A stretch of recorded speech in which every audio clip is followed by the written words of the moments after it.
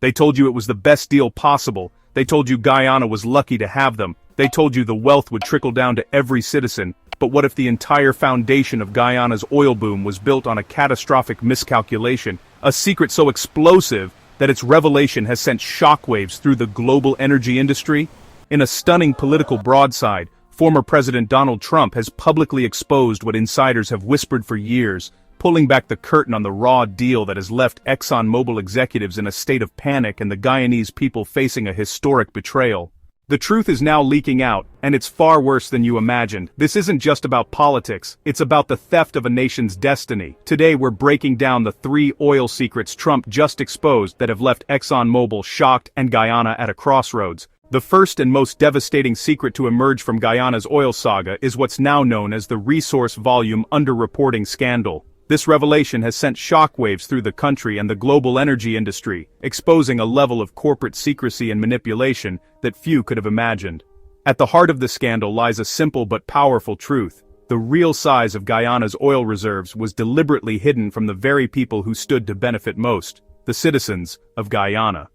In a bombshell disclosure, former U.S. President Donald Trump revealed that internal ExxonMobil geological surveys, which were meticulously conducted and kept under tight wraps, indicated that the Stabroek Block's recoverable reserves were potentially double the officially stated 11 billion barrels. These findings were never shared with the Guyanese public or its government during the critical negotiation phase. Instead, ExxonMobil's negotiators presented a much more conservative estimate, shaping the entire fiscal framework of the deal around numbers that dramatically understated the true value of the resource. The mechanism that enabled this concealment was a set of legal provisions known as proprietary data clauses, embedded deep within the original 2016 Production Sharing Agreement, or PSA. These clauses, while appearing to be standard legal boilerplate, had profound consequences for transparency and accountability. They allowed ExxonMobil to classify all geological and technical data as confidential, effectively locking away the most crucial information about the nation's oil wealth from public scrutiny.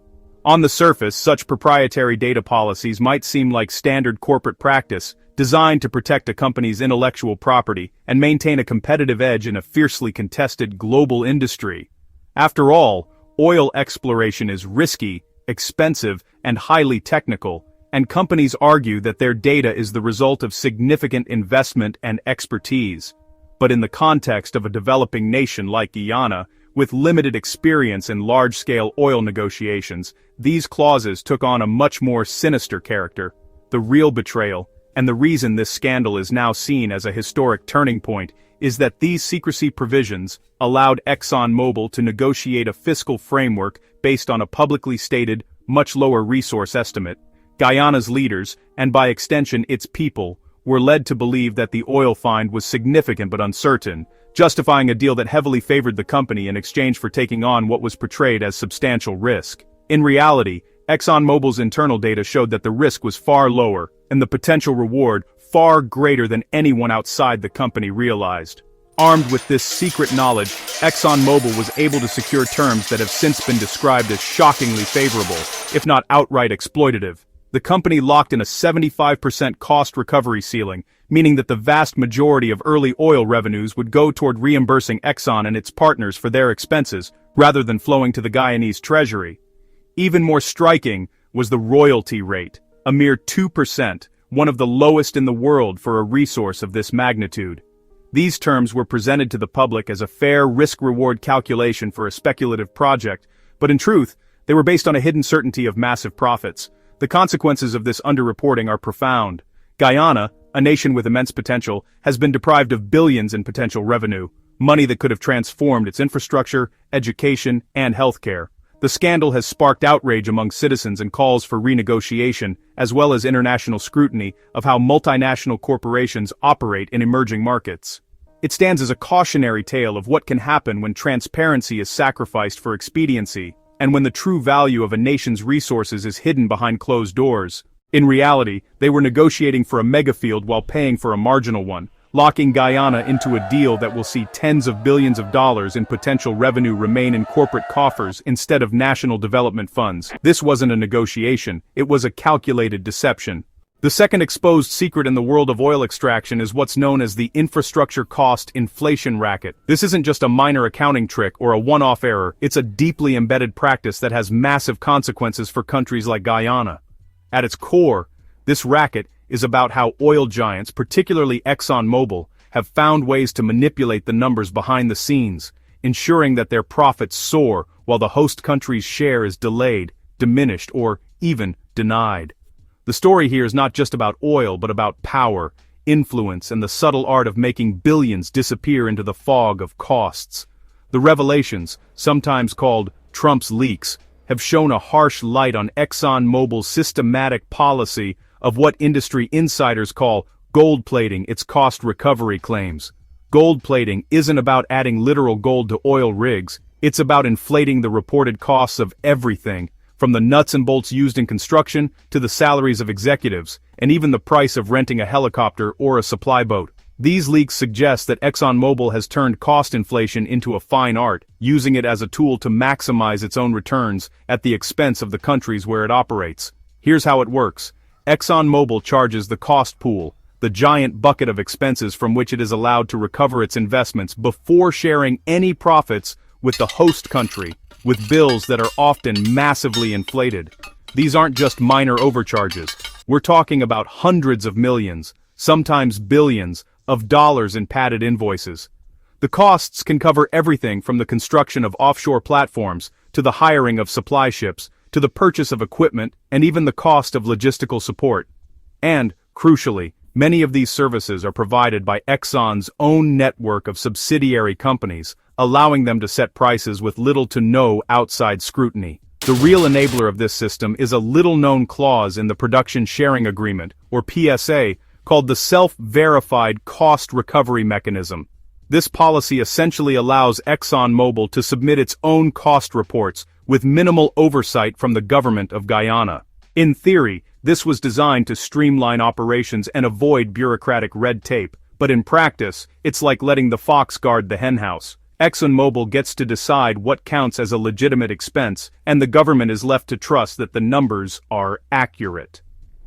On paper, this self-verification process might seem like an efficient way to keep projects moving quickly. After all, oil exploration and extraction are complex, high-stakes operations, and delays can cost millions. By trusting the operator to report its own costs, the idea is to avoid the kind of bureaucratic bottlenecks that can stall development. But the reality is far more troubling. Without rigorous independent audits, there's little to stop a company from inflating its expenses, especially when those expenses are being paid back before any profits are shared with the host country. The consequences of this system are profound and deeply damaging. It creates what economists call a perverse incentive, a situation where the rules actually encourage bad behavior. The more ExxonMobil inflates its costs, the longer it takes for Guyana to reach the profit-sharing phase of the agreement. In other words, every extra dollar that ExxonMobil claims as a cost is a dollar that Guyana has to wait to see in profits.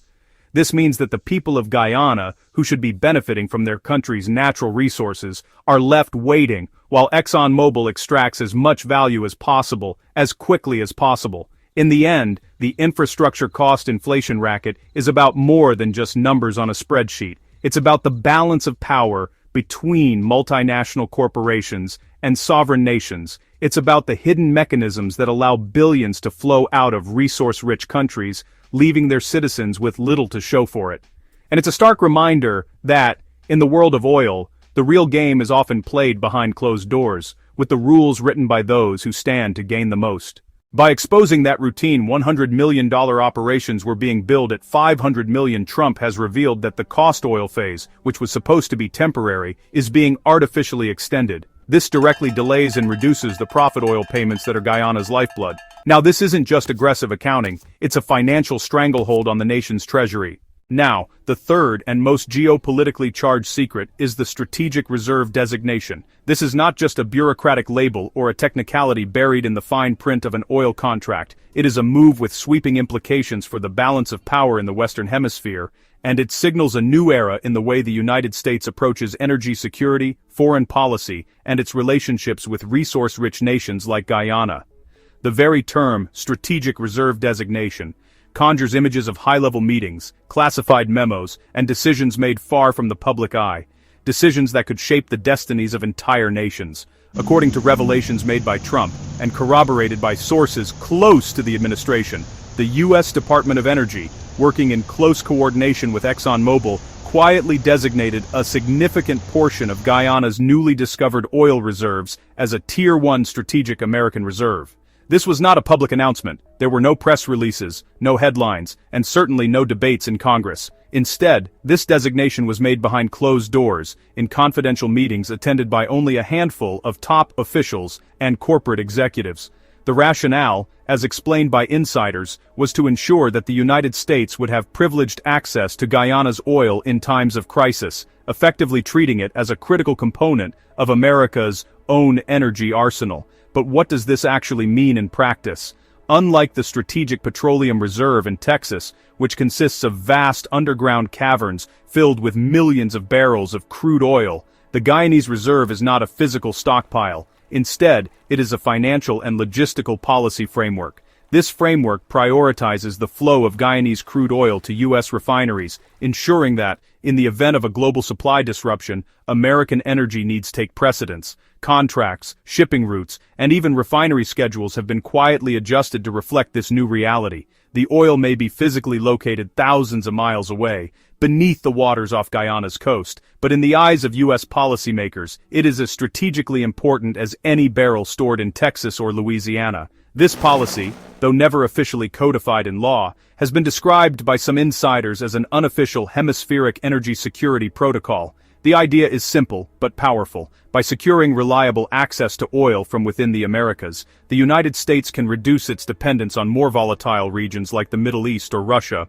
In theory, this enhances national security, stabilizes energy prices, and gives Washington greater leverage in international affairs. But the implications go far beyond economics or logistics. This protocol effectively extends the reach of American influence deep into the sovereign affairs of its neighbors, blurring the line between partnership and control. On the surface, this might seem like a prudent measure for U.S. energy independence. After all, ensuring a steady supply of oil is a legitimate concern for any major power, especially in an era of geopolitical uncertainty and frequent supply shocks. For decades, American policymakers have sought to diversify their sources of energy, and Guyana's sudden emergence as a major oil producer presented an irresistible opportunity. By locking in access to Guyanese crude, the United States can insulate itself from the whims of OPEC, the instability of the Middle East, and the unpredictability of global markets. However, the reason this policy is so controversial, and to many a shocking violation of sovereignty, is that it effectively treats Guyana's national resource as an extension of America's strategic inventory. Guyana, a small nation with a population of less than 1 million, suddenly finds its most valuable asset subject to the priorities and interests of a global superpower. The decisions about how much oil to produce, where to sell it, and at what price are no longer solely in the hands of Guyanese officials. Instead, they are influenced, if not outright dictated, by the needs of Washington and the strategies of multinational corporations like ExxonMobil. This dynamic raises profound questions about the nature of sovereignty, self-determination, and the true cost of resource wealth. The practical consequences of this arrangement are far-reaching. In the event of a major conflict, global crisis, or even a diplomatic standoff, the United States could exert immense pressure, both economic and political, to commandeer Guyana's oil output. This could mean forcing Guyana to sell its oil at below-market prices, redirecting shipments away from other trading partners, or even suspending domestic projects to meet American demands. For Guyana, this creates a precarious situation. Its economic future is tied to the goodwill of a foreign power, and its ability to chart an independent course is severely constrained. The world is watching as this new model of strategic resource control unfolds, raising urgent questions about fairness, justice, and the balance of power in the 21st century. So, this secret protocol, it actually turns Guyana's oil from a tool for its own development into a pawn in America's global strategy. It's a revelation that, well, fundamentally undermines the nation's economic independence. These 3 secrets reveal a partnership that was never a partnership. It was a one-sided extraction built on hidden data, inflated costs, and a hidden agenda that treated Guyana not as a sovereign equal, but as a resource colony. The shockwaves from these revelations will redefine the nation's future. Understanding the depth of this betrayal is the first step toward reclaiming your nation's wealth. This channel exists to bring you these hard, unfiltered truths. But we cannot fight this information war without you. If this exposé has angered you, if it has confirmed your deepest suspicions about the oil deal, then your support is our most powerful weapon. Here's how you can help. First, hit that like button. It's more than a click. It's a declaration that you will not be lied to anymore. It helps us break this story to every Guyanese citizen. Second, we need your voice. Go to the comments. What is your reaction to this? Your outrage is the fuel for accountability. Finally, and most importantly, share this video. Share it on WhatsApp, on Facebook, in every group you're in. Scene 4, starting a national movement. By sharing, you are not just spreading a video, you are starting a national movement. You are ensuring that this truth cannot be buried again. Your engagement, your likes, your comments, and your shares is what gives this channel its power. It's our only source of support. So please, don't just be shocked. Be active. Like, comment, and share this video right now. Thank you for watching and for joining the fight for transparency and justice.